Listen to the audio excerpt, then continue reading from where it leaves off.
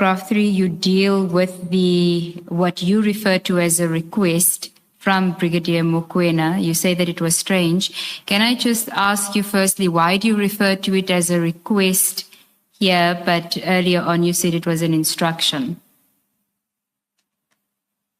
Yeah, the instruction part, it's a wording when the commander tells you something, even he requests you or what, in the police language, that is an instruction. So are we to then read where you say at paragraph 3 that you found the request strange, that it was you referring to I found the instruction strange? Correct. Okay. Can you tell us why you found it strange? Yeah, firstly, for the reason why I have to go, what I have to do there, where he sent me the address, compared to this life-threatening operation that we are going to. A normal person, a reasonable person, let me put it like that, a reasonable person would have thought that no, the priority here is this life-threatening operation.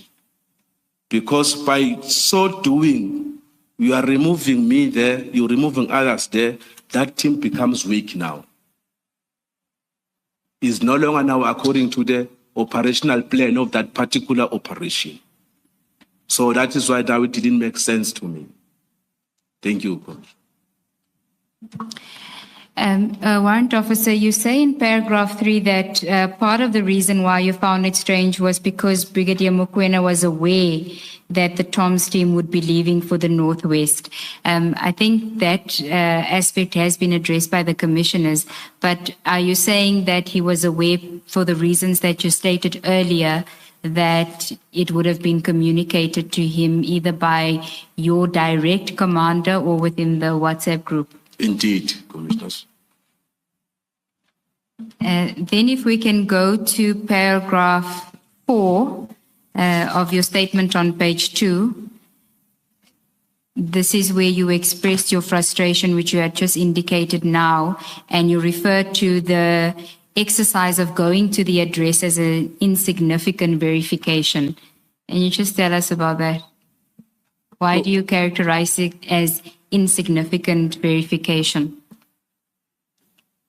Yeah, Commissioners, to me, that area where the address is, we do have local police station there.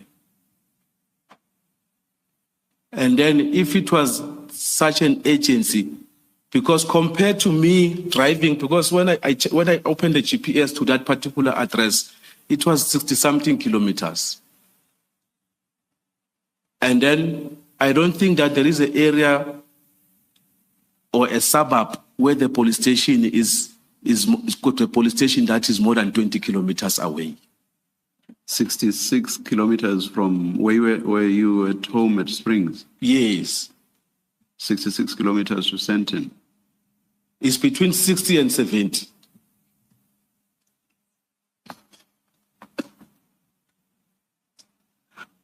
Oh, Commissioner. I stand to be corrected, Commissioner. No. Yeah.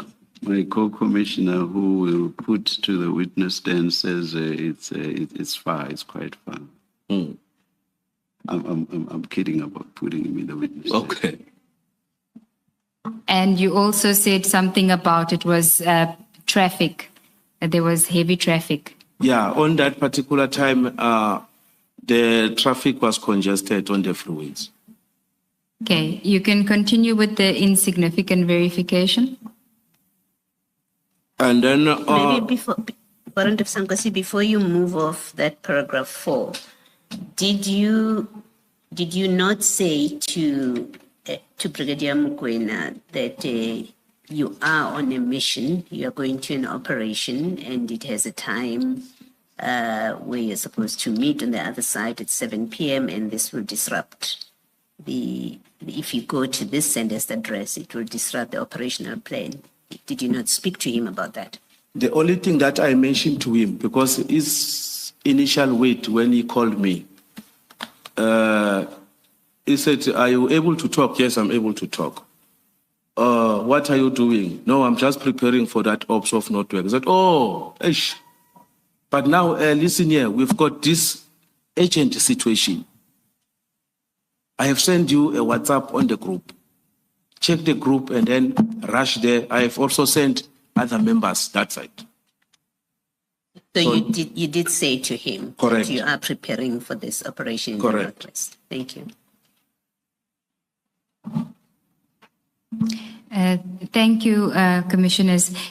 I was still at page 2, paragraph 4, where you were telling us why you considered it to be an insignificant verification. Yes, And you perhaps before you move on, something related to what Commissioner Baloyi asked.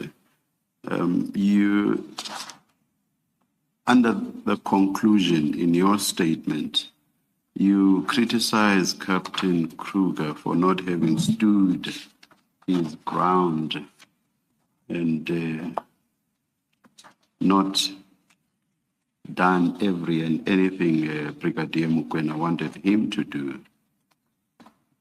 But I don't quite understand why you would merely have mentioned that we have this operation in the Northwest. Couldn't you too have stood your ground and said, but Brigadier, there's a briefing at 7 p.m. There are colleagues who are already waiting for me in Pretoria. Why can't police who are close to this address, for example, sentence subs, go there? Why must it be us who are on this very important operation? Why must we go there? If you criticize Captain Kruger, should you not also be criticized on similar grounds, as they say, what's good for the goose, what is sauce for the goose is sauce for the gander? Okay, thank you, Commissioner. No, the criticism from me to Captain Kruger is the delay, this time that we spent there at the address. It's not about going there. It's about the delay, the time that he spent there. To me, I deemed it was unnecessary. But should you have gone in the first place? Should you not have stood your ground right at the beginning and said, why can't people who are closer there be the ones who go to this address? You have just told us now. Correct. That is exactly what ought to have been done. Why did you not raise that with Brigadier Mokoena? On this one, when he mentioned that he has already sent other people that side, to me, I didn't have that much power now to challenge him on that particular time. Because once we go there, there's going to be someone that is going to be in charge from us. Because you might find that maybe it's just this mere impersonating police, only to find that there is someone that has been briefed more than what I have been briefed. Thank you, Chair. Warrant Officer, then I think you've addressed the issue about the insignificance of the verification. At paragraph 5, you then speak about what happens after your call with Brigadier Mokoena. Can you tell us about that? I then proceeded to that particular, because I was being directed by the navigation from my phone. No, just prior to that, if you look at paragraph 5 of your statement on page 2, after you spoke to Brigadier Mokoena, you say that you received another call. Oh. And then I received a call from Captain Kruger.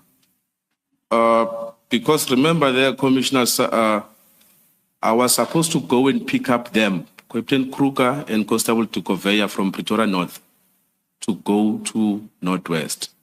So he called me after I have communicated with Brigadier Mokoena.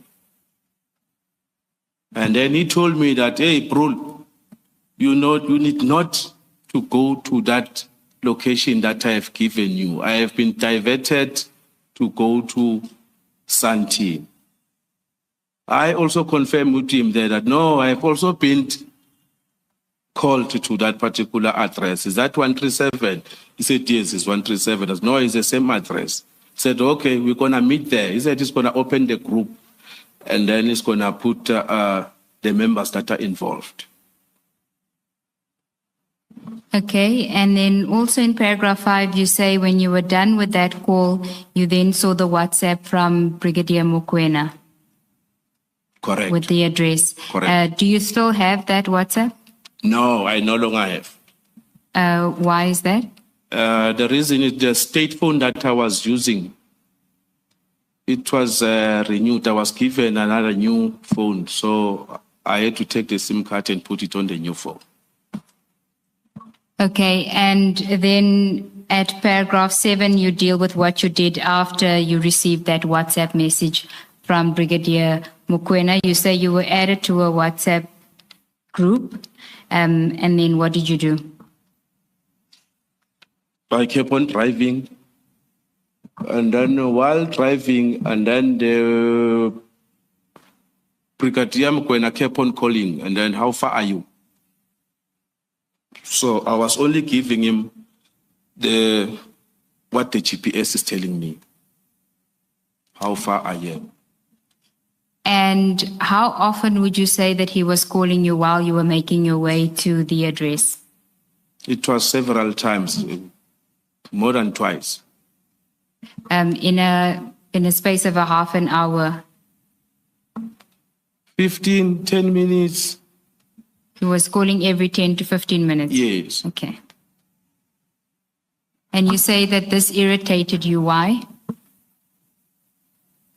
Yeah, for the same reason that I've already placed on record, that if this thing was so much urgent, it could have been handled in another manner by achieving the very same results of the local police station.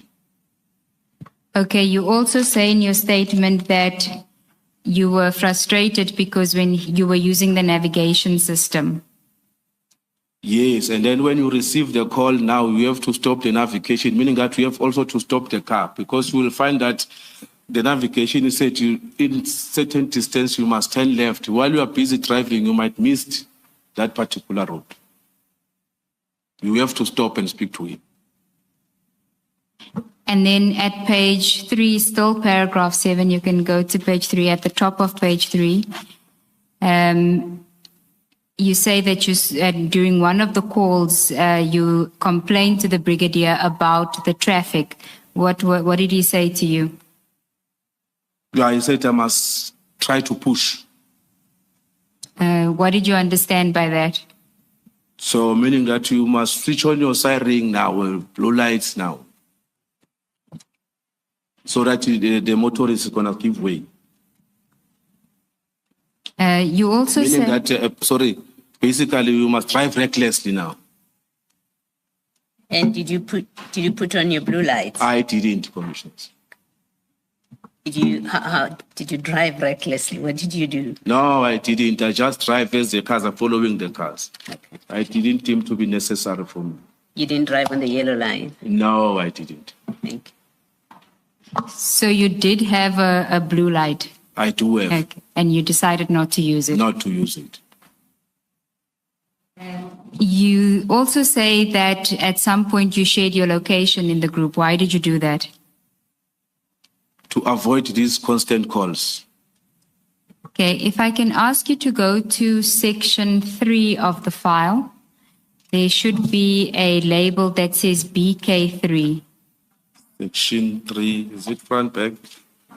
Yours is section 4, so 3 would be forward. And if you look at the labels, there should be a label that says BK3. PK4, PK5.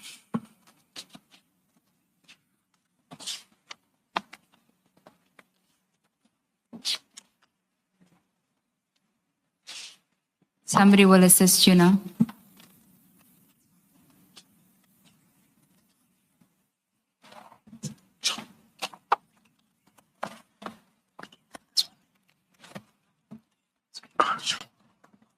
Ms. Mube, you said BK BK3 from section 3, yes.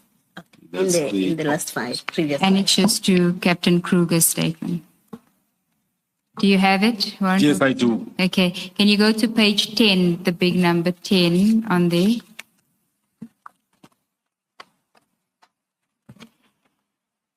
Do you have it? Yes, I do. There's a message there from W-O Malume TOM. Do you know who that person is? That's me, commissioners. Okay, and at this point at 1706, you're sending a message that you are 8 kilometers to the location, and then there's a live location. That's correct. Now, if we go back to your statement at page 3, at paragraph 8,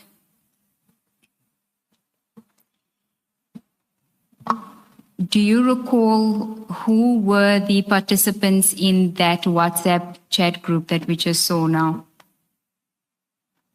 It was myself, Captain Kruger, Constable Tikoveya, Brigadier Mokoena, Captain Sijane, and Chief George from Gauteng Traffic.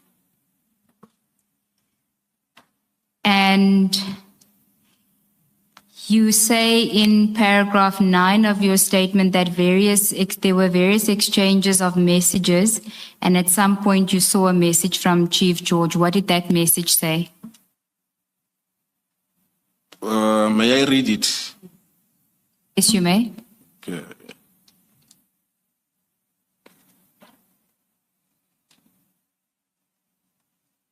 Paragraph 9. Okay. It's a legitimate SAPS operation conducted by a counterintelligence task team appointed by General Kumalo, with Lieutenant Kumalo in charge. If I can ask you to go back to BK3, and if you can go to page 9.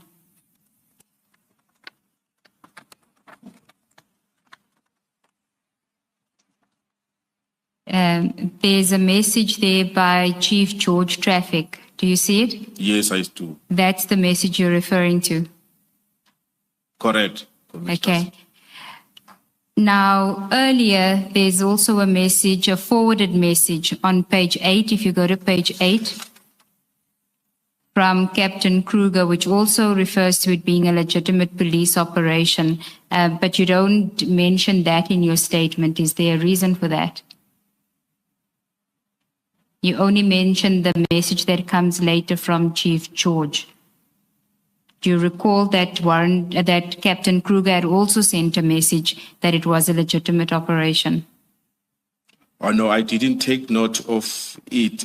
I only take note of this one of Chief George, because there was an interesting question there that came after that from Captain Sijane.